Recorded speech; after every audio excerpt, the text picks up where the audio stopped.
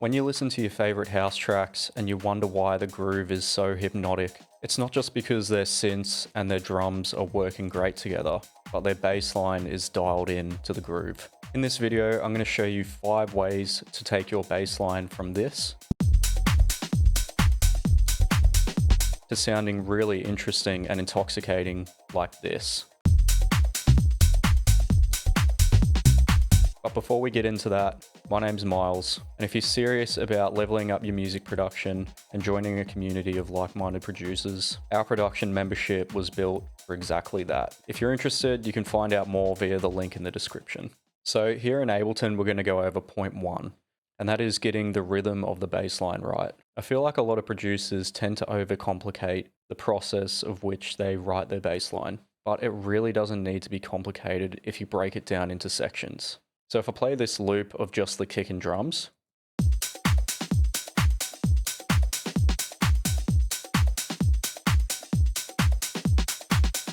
so we've got a nice groove here, but we're going to build a bass line underneath this. All you need to do when you first start writing a bass line is find the rhythm of the bass line that works with your drums. So just as an example here, I'm going to show you what a strong rhythm sounds like versus a weak rhythm.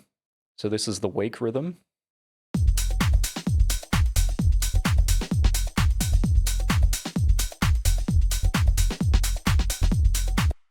So we can hear that the rhythm of the bass line isn't really working well with our kick and our drums.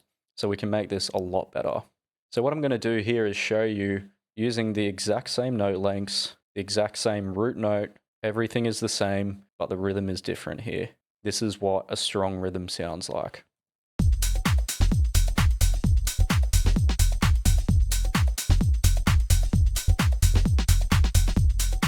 So as you can hear straight away, this makes a lot more sense with our kick and our drums.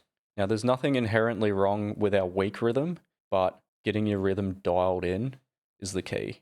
And just to prove my point a little bit more, if we zoom into this bar here, we can see I'm using the exact same note length here and here, here and here. And that's the same note that's there. That's the same note that's here. And here, all broken down into the grid. But what's separating that is where we've placed our notes, aka the rhythm.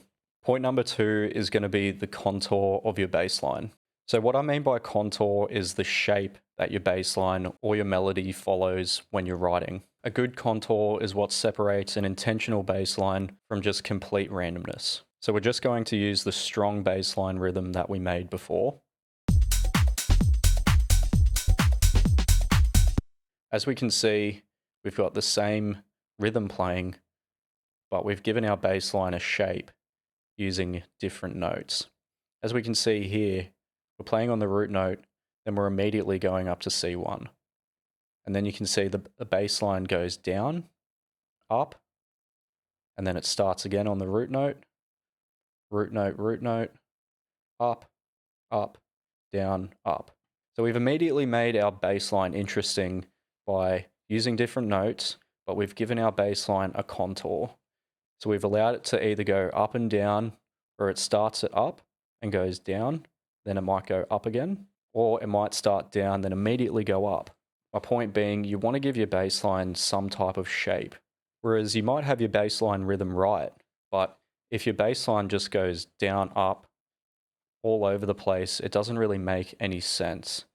So it has to feel intentional, and it has to feel like there's some type of deliberate contour when you're writing these bass lines. I'll show you another example of what a different contour sounds like in this bass line here.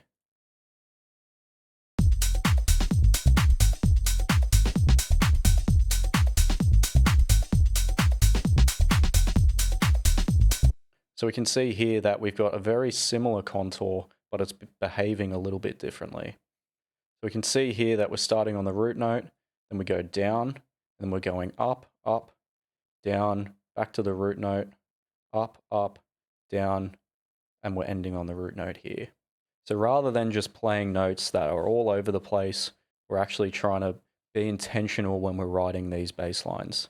Point number 3 is going to be using groove and swing when you're writing your bass lines. So up until this point, these bass lines have been rhythmically correct, but there's just something missing. It's because they sound and feel a little bit lifeless. Everything is perfectly on the grid, which can get things sounding a little bit too robotic. So what we're going to do here is we're going to add something called swing or groove. Swing and groove adds that little bit of a human element into our tracks, just so everything isn't hitting perfectly on the grid every single time. Just to give you an example, this is what a swung bass line sounds like.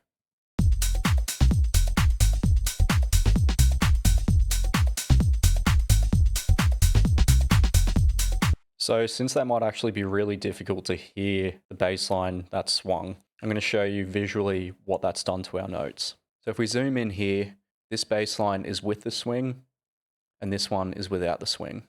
And if you zoom in closely, you can actually see what the swing has actually done to our notes here. This is where the bass line is meant to start without the swing. Whereas here, with the swing, we can see that the swing has actually shifted where our note plays ever so slightly. And that's what's going to give it that human element.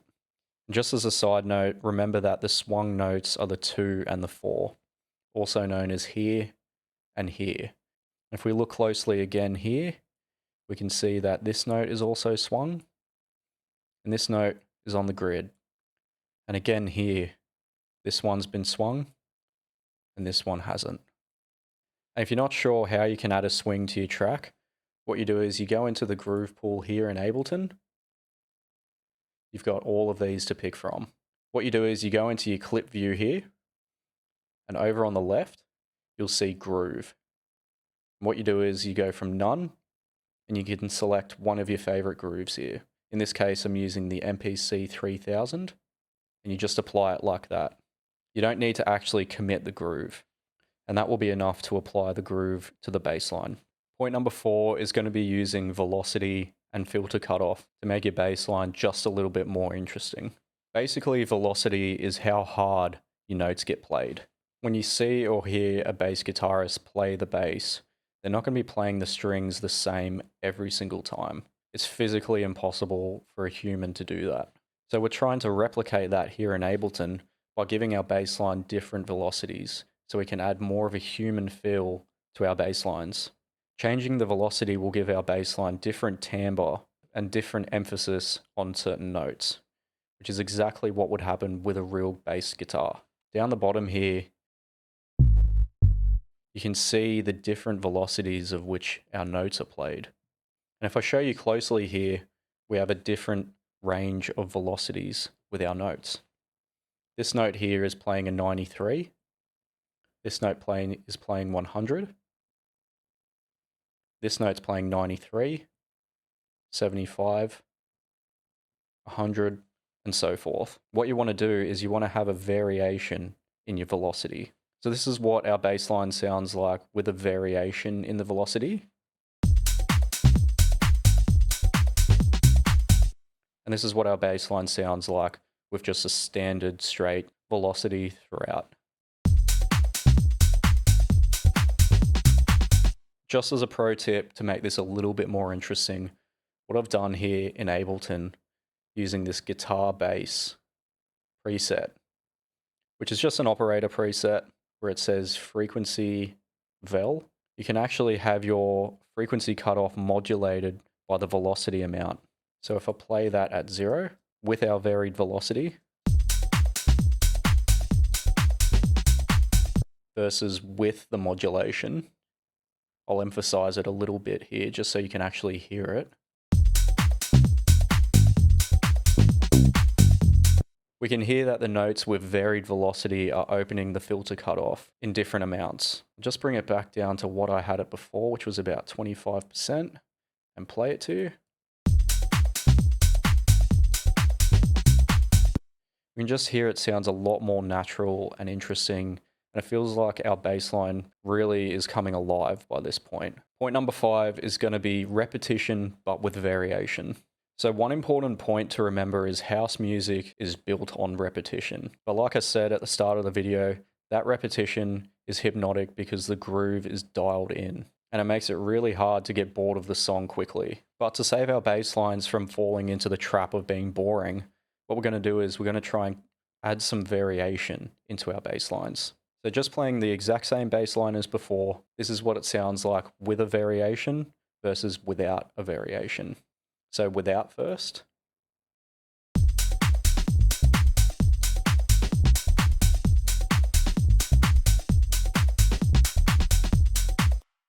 We can see that the bass line notes are playing the exact same here as they are here. This is what it sounds like with a variation.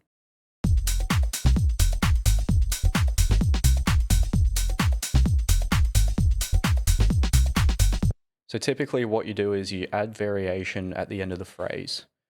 So what I mean by phrase is, as we can see here, this is a 4-bar phrase. You normally reserve the variation for the last bar in the phrase. How I varied this for bass line is I've added an extra note here. I've pitched it up from down here, and we just ended back on the root note. So these small changes is enough to keep it a little bit more interesting. You don't need to overcomplicate this part. And if it still feels boring after 4 bars, that's because your groove isn't strong enough to carry the repetition yet. And just remember that these points aren't a substitute for a weak groove. And just to sum everything up, this is what everything together sounds like.